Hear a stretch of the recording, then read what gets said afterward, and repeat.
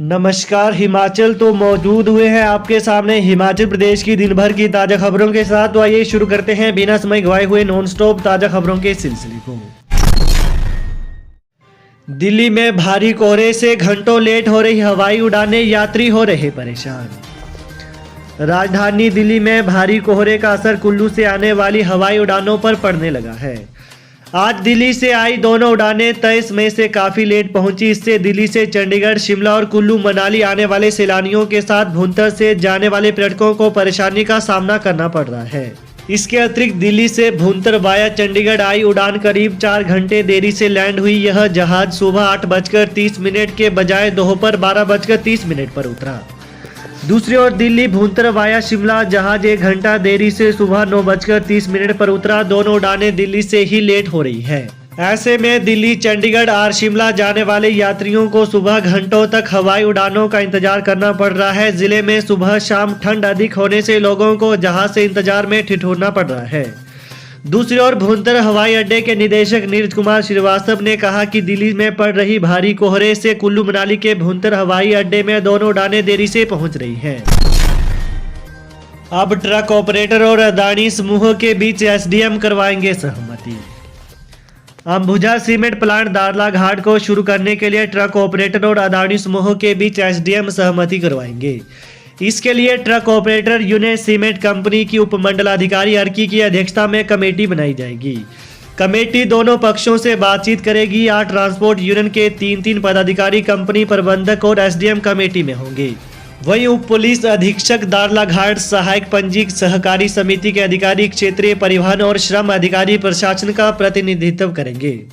Committee के गठन के लिए अदानी समूह और ट्रांसपोर्ट यूनियन के पदाधिकारियों को अपने प्रतिनिधियों के नाम एसडीएम अर्की केशराम कोहली को देने होंगे। वहीं 2 दिन में बैठक करने के आदेश दिए गए हैं। मामले का समाधान करने के लिए उपायुक्त सोलन कृतिका कुलहरी की अध्यक्षता में 3 बैठकें हो चुकी है। आज हुई बैठक में कमेटी बनाने का निर्णय लिया गया। बैठक किसी भी नतीजे पर नहीं पहुंची।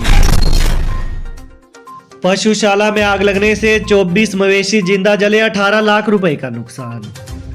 हिमाचल प्रदेश के कांगड़ा जिले के उपमंडल इंदौरा की घंडरा ग्राम पंचायत के वार्ड नंबर 7 मंड घंडरा के गुज्जर समुदाय के 3 परिवारों के 24 मवेशियों की आग में जलने से मौत हो गई। पशुओं की मौत से पशुपालकों को करीब 18 लाख रुपए का नुकसान हुआ है। बताया जा रहा है कि बिजली के शॉर्ट सर्किट के कारण पशुशाला में आग लग गई। वहीं पशुपालकों लाल हुसैन, नूर हुसैन, वीरू हुसैन को जैसे ही आग लगने का पता चला तो उन्होंने अपने पशुओं की बाहर निकालने की भरपूर कोशिश की, लेकिन आग इतनी भीषण हो चुकी थी कि वे 3-4 पशुओं को ही पशुशाला से बाहर निकाल पाए। बाकी सभी पशु 18 भैंसें, 3 गाय और 3 बकरियों आग की चपेट में आने से बुरी तरह से जल गई। कुलदीप राठौर बोले, कोरोना के बहाने भारत जोड़ो यात्रा बंद करवाना चाहती है केंद्र सरकार। पूरा प्रदेश कांग्रेस अध्यक्ष, राष्ट्रीय प्रवक्ता और ठियोग से विधायक कुलदीप सिंह राठौर ने कहा कि कोरोना के बहाने केंद्र सरकार भारत जोड़ो यात्रा को बंद करना चाहती है। कोरोना के बढ़ते मामलों को लेकर केंद्र सरकार की ओर से राहुल गांधी को यात्रा रोकने को लेकर लिखे पत्र पर राठौर ने कहा कि भाजपा अब घबरा गई है। भारत जोड़ो यात्रा में देश भर में राहुल गांधी के साथ लोग काफी तादाद में जुड़ रहे हैं। यात्रा काफी सफल हो रही है। वहीं यात्रा रोकने के लिए तरह तरह के हथकंडे अपनाए जा रहे हैं। जब राज्यों में चुनाव हुए तो उसमें कोरोना नजर नहीं आया। उन्होंने कहा कि जब राज्यों में चुनाव हुए तो उसमें कोरोना नजर नहीं आया। जब राहुल गांधी देश को जोड़ने के लिए यात्रा कर रहे हैं तो कोरोना के मामले बढ़ते नजर आ रहे हैं। बागवानों के लिए 4 जनवरी से होगी फलदार पौधों की बिक्री। पहले आओ पहले पाओ के आधार पर होगा वितरण।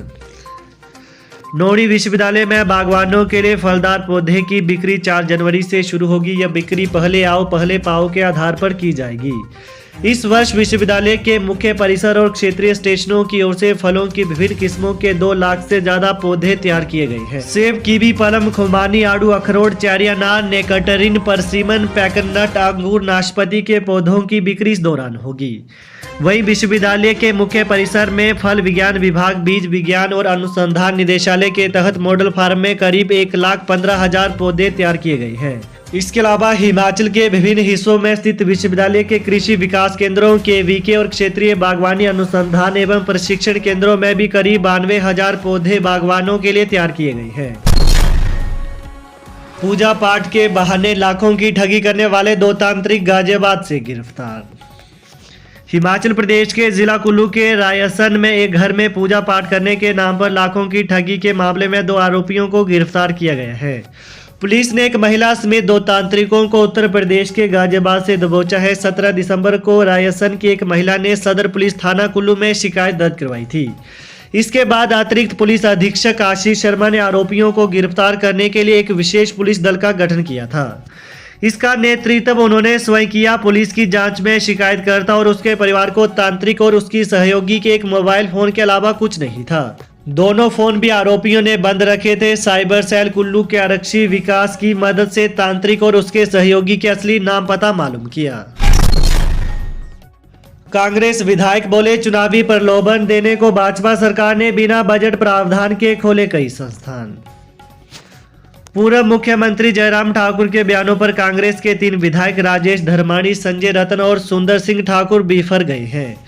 विधायकों ने आज शिमला से जारी बयान में कहा कि चुनावी प्रलोभन देने को भाजपा सरकार ने बिना बजट प्रावधान के कई संस्थान खोले थे। केंद्रीय नेतृत्व को खुश करने के लिए भाजपा नेता अब तथ्यहीन बयानबाजी कर रहे हैं। विधायकों ने कांग्रेस की ओर से दी गई गारंटी को तय समय के भीतर पूरा करने का वचन भी दोहराया है। इसके अतिरिक्त विधायक राकेश धर्माणी, संजय रतन और सुंदर सिंह ठाकुर ने कहा कि भाजपा नेता वर्तमान प्रदेश सरकार पर प्रतिशोध की राजनीति का गलत आरोप लगा रहे हैं। उन्होंने कहा कि भाजपा सरकार ने अपने कार्यकाल के अंत में चुनावी लाभ लेने के लिए प्रदेश में कई संस्थानों को खोलने और स्तर उन्नत करने की घोषणा कर दी। इन संस्थानों के लिए बजट तक का प्रावधान नहीं किया गया था। कोरोना पर सरकार अलर्ट, प्रधान सचिव सुभाषिष पांडा ने बुलाई बैठक। दुनिया भर में कोरोना मामलों में इजाफे के बीच हिमाचल प्रदेश सरकार भी अलर्ट हो गई है। प्रधान सचिव सुभाषिष पांडा ने आज स्वास्थ्य विभाग के अधिकारियों के साथ बैठक की और तैयारियां करने के निर्देश जारी किए। सुभाषिष पांडा ने जीनोम सीक्वेंसिंग बढ़ाने का निर्देश दिए और लगातार मामलों की संख्या पर नजर रखने को कहा। इसके अतिरिक्त वहीं केंद्र सरकार ने भी सभी राज्यों व केंद्र शासित प्रदेशों को अपने यहाँ पॉजिटिव मामलों की जीनोम सीक्वेंसिंग बढ़ाने का निर्देश दिया है, ताकि नए वेरिएंट के प्रसार पर नजर रखी जा सके। अमेरिका, चीन समेत जापान, दक्षिण कोरिया, ब्राजील में कोरोना के मामलों में तेजी से बढ़ोतरी हुई है। सुक्खू सरकार ने पलटा पूर्व सरकार का एक और फैसला, 181 स्वास्थ्य संस्थान डी नोटिफाई। नवनिर्वाचित कांग्रेस की सुक्खू सरकार ने पूर्व जयराम सरकार का एक और फैसला पलट दिया है। नई सरकार ने हिमाचल प्रदेश में स्वास्थ्य एवं परिवार कल्याण विभाग के तहत 1 अप्रैल 2022 के बाद नए खोले और अपग्रेड किए गए 181 स्वास्थ्य संस्थानों को डी नोटिफाई कर दिया है। वहीं प्रधान सचिव स्वास्थ्य सुभाषिष पांडा ने संबंध में आदेश जारी कर दिए हैं। आदेशों में यह स्पष्ट किया गया है कि हिमाचल प्रदेश में 1 अप्रैल 2022 के बाद खोले गए नए स्वास्थ्य संस्थान और अपग्रेड किए गए स्वास्थ्य संस्थान डी नोटिफाई किए जाते हैं। दूसरी ओर आपको बता दें कि इससे एक दिन पहले पिछले कल सुक्खू सरकार ने बिजली बोर्ड के 12 विद्युत मंडल, 17 उपमंडल और 3 ऑपरेशन सर्किल बंद कर दिए थे। बोर्ड प्रबंधन ने पिछले कल 32 कार्यालयों को डी नोटिफाई किया था। तो ये है आज दिन भर के मुख्य समाचार। तो प्रदेश की ताजा खबरों को पाने के लिए चैनल को जरूर सब्सक्राइब करें। Thanks for watching. जय हिंद, जय हिमाचल।